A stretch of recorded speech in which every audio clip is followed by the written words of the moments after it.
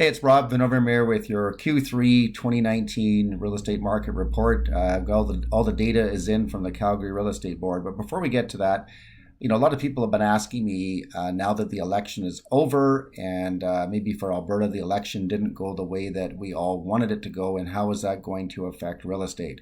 The truth is, I don't really know for sure, but even though the energy sector is definitely a concern, how much of that will spill into real estate? And the answer is it's hard to say for certain. It could have an effect. I will not rule that out, but I don't believe the bottom of the bucket will fall out either. And the stats will hopefully show you that. And if you have some fears, we'll put that to rest. A little bit on the economic update. They pull these stats from a number of different places, but what I look at obviously is the Alberta GDP growth. It's moderate. We've actually still had some net migration coming into the province, and our interest rates are still low, and that is actually good news in terms of real estate. Employment is still relatively high for all of Canada. We're sitting, at around 7%. We've dropped to 6.90, where the rest of Canada is sitting at about 5.5. So we still have some unemployment is fairly high in Alberta, and that's going to play into real estate as well. But we've quite frankly been hovering at around 7% for quite some time now, and our market has still stayed reasonably well despite that.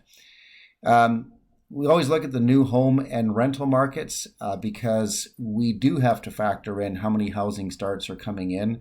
And you can see from over here that single family housing starts are actually down, and that's year to date, and down from the forecast anyway from that they predicted for 2019. Multi-housing starts we're at 5484, and that is down from the prediction of 6297. And so the total, we're at about 8,000, which is down from 9,500, approximately what they were predicting. Properties that are under construction, and you can see by this chart here, as to where the inventory actually is for multifamily and single family. So we still have a fair amount of product coming onto the marketplace, and definitely when it comes to condominium, that is a concern, because we just have already a little bit more inventory in the resale market when it comes to condos. So bringing more new ones on is definitely a concern. This is just a little bit of an idea on prices here. Our Q3 benchmark price for Calgary is $425,533.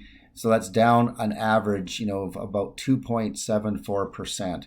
And that's why I said to you, that's not like the bottom of the bucket is falling out. We're seeing some moderate, price easing, but it's not like it's a dramatic amount of money that properties are going down.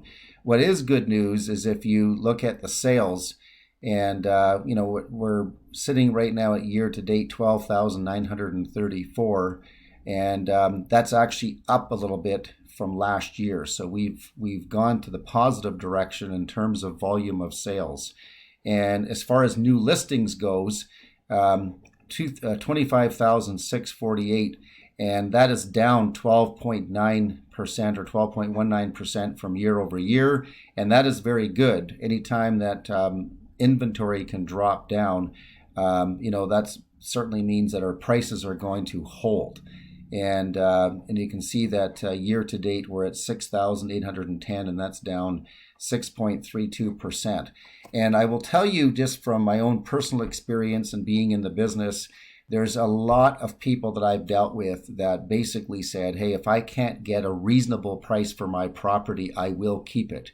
And I think that that's an attitude that a lot of homeowners are sharing, and that's a big reason why the prices are holding, is that there are many people out there that are saying, sure, I would consider selling, but not at a dramatic discount, or I'll keep the property. Now, let's just take a look here at the areas within the city. And this is a really good chart to pay attention to, because if you look over here at the color chart, you can see that what areas of the city are doing better than the others, because real estate is very local. As much as we like to look at the benchmark price, it does not speak for the entire market. Every community in this city is a little bit different, and every particular property is different. So that's why it's just not black and white. But if you're trying to look at a trend to see which area of the city would maybe be the best area to invest in, or you might look at it as what area of the city has the best opportunities because prices have come down. And there really is two schools of thought when it comes to that.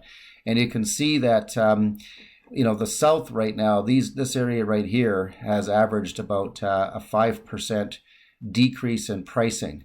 And the city center has averaged, that 3 to 5% decrease in pricing. In the east right here is 3 to 5% decrease in pricing. So you can see the areas that are in pink, they've held up the best. They're either at around a 0% decrease or a maximum of minus 2%. So these are the areas that have held up the best. And if you are a seller in one of these areas, that might be good news for you, because maybe your home is worth a decent amount of money. I actually just went on a listing appointment the other day in Auburn Bay, and they bought their property 3 years ago, and we did an evaluation, and actually their home price has gone up slightly. For them, that's good news, because they can probably get their money back out of it that they put into it from 3 years ago. And you can see that our year-to-date sales, 7,865, which is down slightly year over year. Remember, this is just detached properties. New listing inventory, you can see at 14,541. That's down 13%. That's significant, and that's why it's good news to see that. And our inventory year to date, 3,556, and that is down 6% from year over year. I think the bottom line is, if this trend does continue into 2020, like I said earlier, the bottom of the bucket won't be falling out. This is for apartment condos, and you can see again in this case the West has taken the biggest hit on apartment condos, and the city center is second place, whereas the areas of surrounding the North and the South have held up. And then interestingly enough, the Northeast, the East, and the Southeast have actually seen some modest increase in pricing when it comes to apartment condos. And I think, quite frankly, it's the affordability. When you look at the areas here, it's just for first-time buyers especially, or investors, they can get into the market at a much lower price point, and that's attractive to them. And you can see with the year-to-date sales at 2107, that's up from last year. And back over here, the year-to-date inventory has dropped 8%. So that is positive for apartment condos. But like I said, also, there is a lot of inventory still coming on the market. So there's going to be a little bit of uncertainty when it comes to that market into 2020. Semi-detached, you can see here in the South, they've also taken the biggest hit. City center, I'm not surprised. Unfortunately, there's been a lot of infills that have been built, and that market has been very competitive. And so some of those prices have actually dropped. But again, look at the areas that have held up okay. I mean, I think right now in this market, to be at 0 to 2% of a decrease, it really isn't too bad, all things to consider. 1331 is the year-to-date sales for this market. That's up 6%. And then we're year-to-date 729, down 0.4%. So again, that's a decrease in inventory, which is a good thing. Row houses. So these are generally properties that are condominiums, otherwise known as townhouses.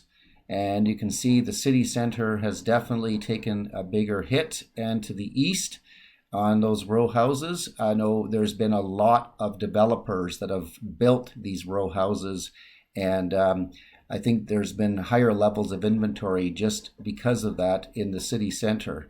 And the Northwest and the North, if you just take a look at where a lot of the building has been, that's why. I mean, they've put maybe more inventory into that than we've needed.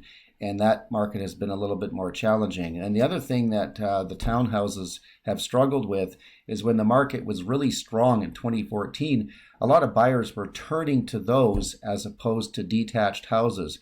I really believe that many of those buyers have now turned to semi-detached, which is relatively the same price, and they don't have to pay the condo fees.